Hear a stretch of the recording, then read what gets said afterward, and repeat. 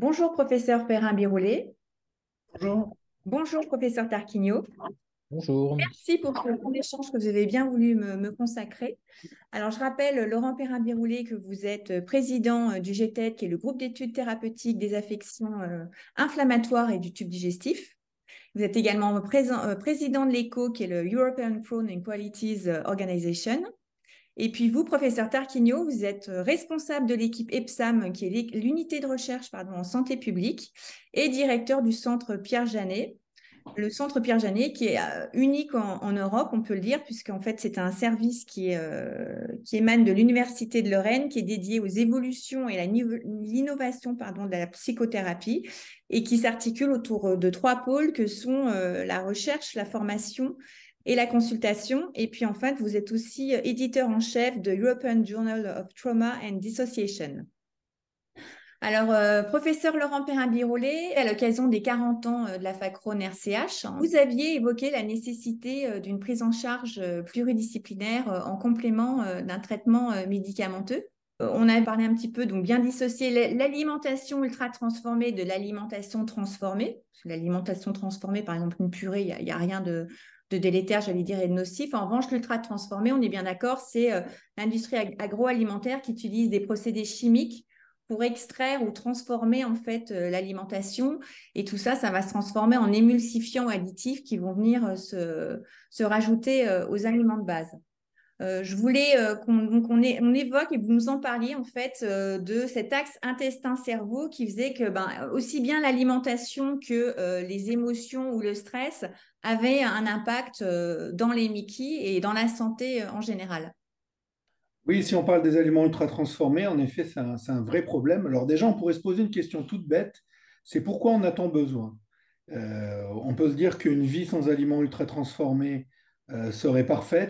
On a du mal un petit peu, en effet, vis-à-vis de l'industrie agroalimentaire. Il y a des petites actions qui sont menées, mais pas assez importantes. Ce qui est sûr, c'est que quand on regarde toutes les maladies inflammatoires, dont les maladies inflammatoires chroniques intestinales, les MICI, c'est dans les pays où il y a des aliments transformés qu'on voit ces maladies-là. C'est aussi les maladies où on voit le cancer.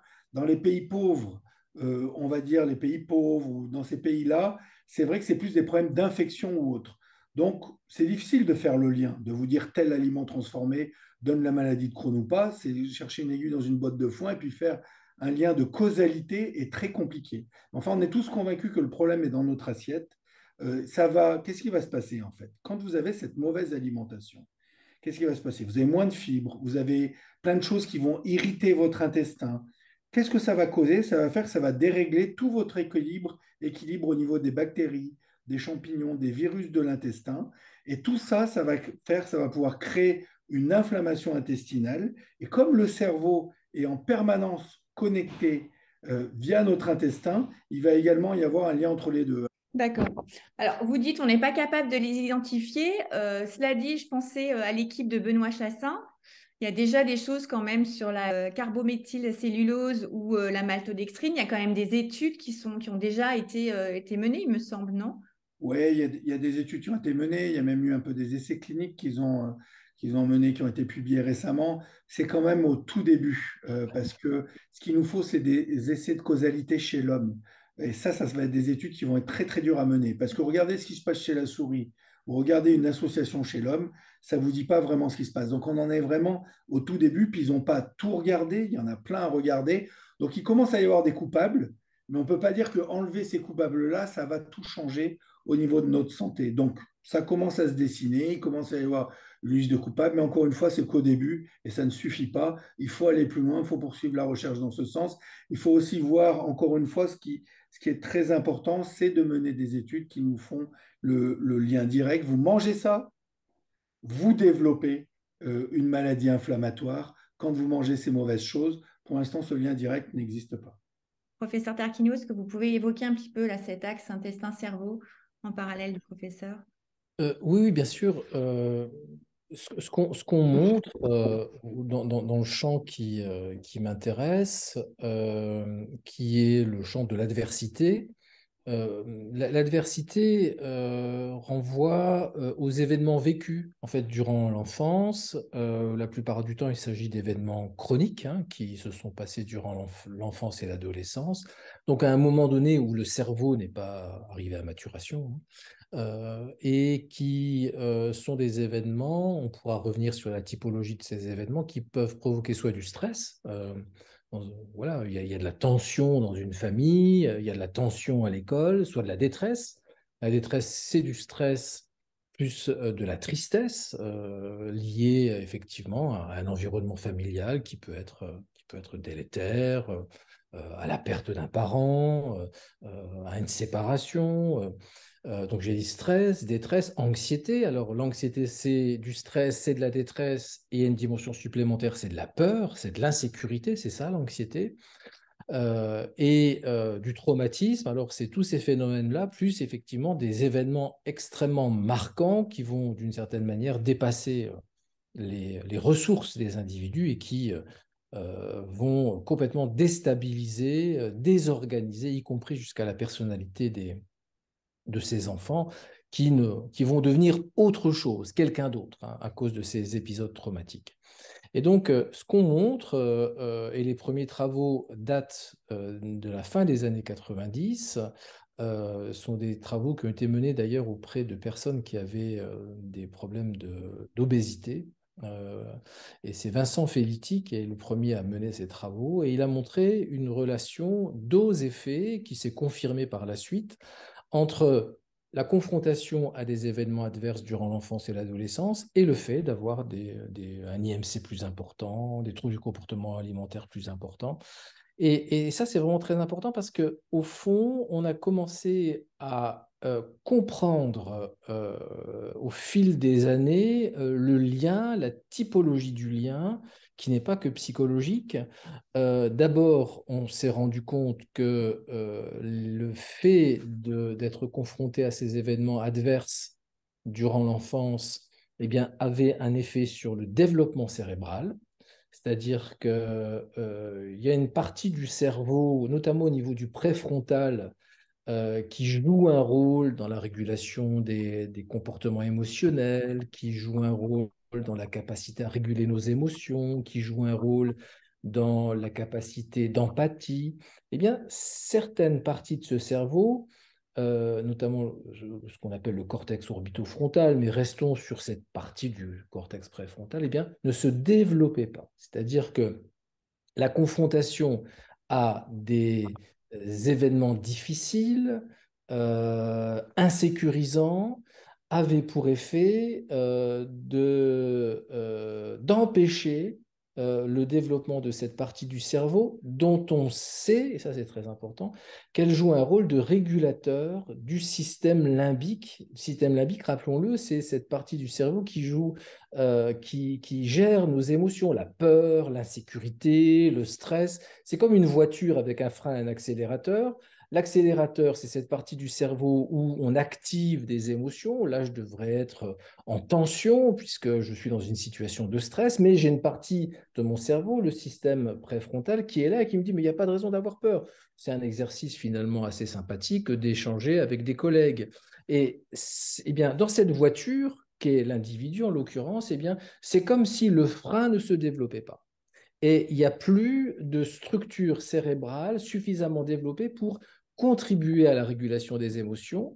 Et donc, c'est le libre cours au fond, des réactions violentes, à des émotions intenses, de l'anxiété, du stress. C'est-à-dire que il y a quelque chose qui devient dysfonctionnel au niveau cérébral, lié à cette récurrence d'adversité, et qui va contribuer à faire baigner l'organisme de ces enfants qui vont devenir des adultes dans une espèce de soupe d'hormones de stress, de soupe de glucocorticoïdes, sans pouvoir avoir des éléments en termes d'équipement cérébral pour les réguler. Et je vais introduire une autre dimension, puisque bien que nous soyons une équipe de psychologues, nous travaillons avec nous faisons des prélèvements biologiques dans nos études et nous avons travaillé sur les dimensions épigénétiques, c'est-à-dire comment certains gènes, en fonction de l'environnement et l'adversité, c'est-à-dire la violence, les contextes difficiles, stressants, de détresse, de traumatisme que j'évoquais tout à l'heure, eh bien, vont laisser des cicatrices biologiques et certains gènes qui sont impliqués dans la régulation des émotions, en tout cas la méthylation de certains gènes. Je pense à un gène qui est très connu dans le domaine qui s'appelle le NR3C1, eh bien, vont dysfonctionner. C'est-à-dire que on aura là encore, à cause de la confrontation à ces événements, quelque chose qui va empêcher la régulation dans la production de glucocorticoïdes, c'est-à-dire que le deuxième frein de la voiture, d'une certaine manière, à cause de cette expérience de vie adverse, qui peut prendre différentes formes à cette adversité, eh bien, vont rendre dysfonctionnelle non seulement cette partie du cerveau que j'évoquais, mais aussi l'expression de certains gènes dont la fonction est d'inhiber la production de glucocorticoïdes. Résultat des courses, eh bien, on assiste là encore à une réaction excessive au stress de ces individus, eh bien, ce qui confirme ce que j'évoquais tout à l'heure, c'est-à-dire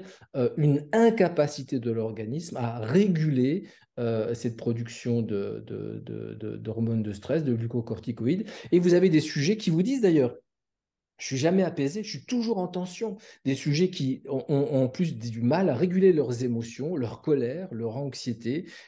Et tout ça, sans doute, fait un terrain favorable à la survenue de maladies chroniques. Je voulais revenir sur un ouvrage que vous avez écrit, Les maladies ne tombent peut-être pas du ciel et comment les événements négatifs ont un impact sur notre santé. Et puis faire le lien avec ce projet. Alors, est-ce qu'on peut l'évoquer d'une étude clinique sur adversité et Mickey, en fait. Cette idée d'étude clinique, elle est apparue comment? Non, mais moi je pense qu'il y a plusieurs choses. Si on peut revenir juste sur un ou deux éléments, je crois si on prend l'axe intestin-cerveau, il y a un lien direct qui est, en fait, le cerveau dirige tous les organes. Et via certains nerfs, il va aussi contrôler l'intestin, dont le nerf vague. Donc, quand vous citiez le professeur Bruno Bonaz, ça a été des thématiques sur lesquelles il a travaillé. Il y a eu de la recherche clinique qui a été même initiée, etc. Voilà, pour l'instant, on n'y est pas. C'est pas ça, c'est pas des choses qu'il faut faire dans notre pratique. On n'a aucun niveau de preuve scientifique suffisant pour pouvoir l'implémenter dans notre pratique. Donc, pour l'instant, c'est en suspens. Maintenant, il est évident que ces traumatismes-là, avec les bouleversements hormonaux qui se passent, qui vont passer d'ailleurs des fois par le sang ou autre, et via le lien entre l'intestin et le cerveau, vont faire des choses. On ne l'a jamais bien mesuré dans les Mickey. Il faudrait des études énormes, parce que si vous faites 3 patients ou 5 patients ou 20 patients, vu l'hétérogénéité, en général, ça ne suffit pas. Donc il faudrait faire l'échelon d'une population, regarder vraiment ceux qui développent une Mickey, ceux qui ne développent pas une Mickey. Est-ce qu'on peut vraiment trouver des facteurs qui vont être associés au développement de la Mickey? Pour l'instant, on n'y est pas. D'où l'idée en fait de faire une étude de grande ampleur, et c'est ce qu'on discutait avec Cyril, c'était peut-être de regarder sur des centaines de patients qu'on suit dans le centre, de regarder ces événements de l'enfant. Est-ce qu'ils sont liés à une Mickey? Est-ce qu'ils sont plus fréquents chez nos patients qui développent une Mickey par rapport à ceux qui n'en développent pas? Il y a aussi certaines modifications épigénétiques, comme il l'a dit, tout ce qui se passe dans l'environnement, tous les traumatismes qui se passent à l'école ou autre. On ne le sait pas, on n'a pas encore la réponse. Peut-être qu'on va se rendre compte un jour que les enfants, les personnes qui développent des Mickey ont eu peut-être un peu plus de traumatisme dans l'enfance que les autres. Pour l'instant, on ne le sait pas. Et puis, même si on fait le lien causal, après, il y a la question de l'intervention thérapeutique. C'est-à-dire que même si on dit qu'il y a plus d'événements traumatiques dans l'enfance chez nos patients atteints de Mickey, comment on corrige ça? Alors, il y a maintenant, bien sûr, il y a la psychologie, il y a différentes techniques. Cyril pourra peut-être dire un mot sur le MDR, des choses comme ça, qui peuvent être intéressantes, mais c'est vrai qu'à l'heure actuelle, il faut aussi reconnaître les limites de la recherche dans les Mickey. C'est que moi, les patients, quand ils me demandent à quoi est dû la Mickey, je leur dis toujours la même chose. Est-ce que vous avez 2 heures devant vous et je vous dis tout ce qui est étudié, toutes les pistes qu'il y a, mais je n'ai pas une réponse unique, ou est-ce que je vous fais ma réponse la plus simple habituelle, vous disant qu'à l'heure actuelle, on ne sait pas vraiment. Actuellement, on ne sait pas vraiment. Ce qu'on est convaincu, c'est que notre environnement joue, et dans notre environnement, il y a les traumatismes de l'enfance. Et tout ça, est-ce que ça va créer une inflammation intestinale chez des patients préalablement prédisposés, qui ont une appétence plus particulière à développer ça? Vous parliez des écrans tout à l'heure. Les écrans, il n'y a bien entendu pas de lien entre écran et Mickey, mais si on fait tac, tac, tac, tac, tac, vous savez, les liens directs entre tout, bon, qui ont toujours leurs limites, mais si on dit les enfants, on traite maintenant certains désordres psychologiques dans certains pays avec les écrans et les jeux vidéo. Donc à un moment, on a dit les jeux vidéo, c'est pas bien, puis maintenant, on commence à traiter certains trucs en disant ceux qui font des jeux vidéo, les enfants, ils vont 4 fois plus vite pour essayer de résoudre un problème. Donc tout n'est jamais si simple. Par contre, trop de jeux vidéo, ça peut être moins bon, mais trop de jeux vidéo, quelle va être une des conséquences? Moins de sommeil. Ah Quelle oui, est la conséquence directe du moins de sommeil? du microbiote. Prix Nobel de médecine sur le sommeil. Quand on ne dort pas, qu'est-ce qui se passe? Développement des maladies cardiaques, diabète, etc., maladies inflammatoires. Une des premières causes, et c'est un sujet très chaud, ça fait un lien entre l'intestin, le cerveau, la psychologie, tout ce qui est développé par le Centre unique au monde, en effet, qui est dirigé par Cyril. Ça va jouer. Donc peut-être que ce manque de sommeil mêlé à une mauvaise alimentation, qu'est-ce que ça fait? Eh ben, c'est ce que disait Cyril, ça agresse, ça agresse, ça agresse, et puis à un moment, quand notre corps il en peut plus, qu'est-ce qui se passe quand notre corps il en peut plus? Eh ben, à un moment il le contrôle, puis à un moment il explose.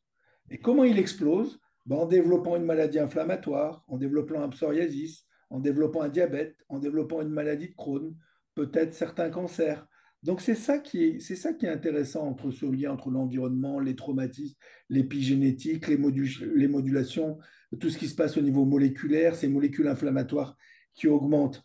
Mais c'est le début, mais en tout cas, je crois que c'est un champ d'investigation qu'il faut creuser et qu'on va creuser avec Cyril quand on aura trouvé les financements, parce que la recherche repose sur des financements. Mais c'est ça qui est intéressant. Mais en tout cas, on ne peut pas le faire comme ça sur quelques dizaines de patients avec un questionnaire. Ça nécessite des approches larges, prenant en compte de multiples facteurs, prenant en compte des grosses cohortes de patients, plusieurs centaines, voire plusieurs milliers. Sinon, on a un risque d'avoir aussi des faux messages, de faire paniquer le monde ou autre. Donc Ouais. voilà, mais je crois qu'on y va. Et vous le disiez, vous avez raison, on sort de 25 ans de biothérapie dans les Mickey. On en a sans arrêt qui arrivent des nouvelles et c'est super pour nos patients. Mais on est aussi en train de se rendre compte des limites, qu'on arrive à avoir une rémission profonde chez seulement un patient sur 5 atteint de Mickey. Donc dans ces 80%, ce qu'on a envie de gagner pour aller plus haut, ce sont les thérapies non médicamenteuses et tout ce qui est développé notamment par les équipes de Cyril. Alors justement, dans les thérapies non pharmacologiques et donc dans la prise en charge psycho-émotionnelle, à ce jour, professeur Tarquinio, qu'est-ce qui est proposé aux patients, en tout cas pour les accompagner? On parlait, professeur Perrin-Biroulet évoquait le MDR. Alors, effectivement, alors, le MDR reste encore. Alors, c'est une thérapie de choix pour les traumas simples. C'est-à-dire que les traumas à l'âge adulte, qu'on qualifie de troubles de stress post-traumatique, ça marche super bien.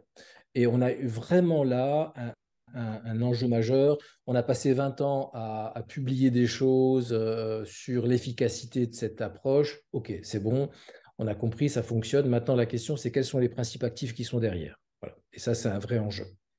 Euh, Aujourd'hui, l'enjeu, c'est sur les traumas complexes.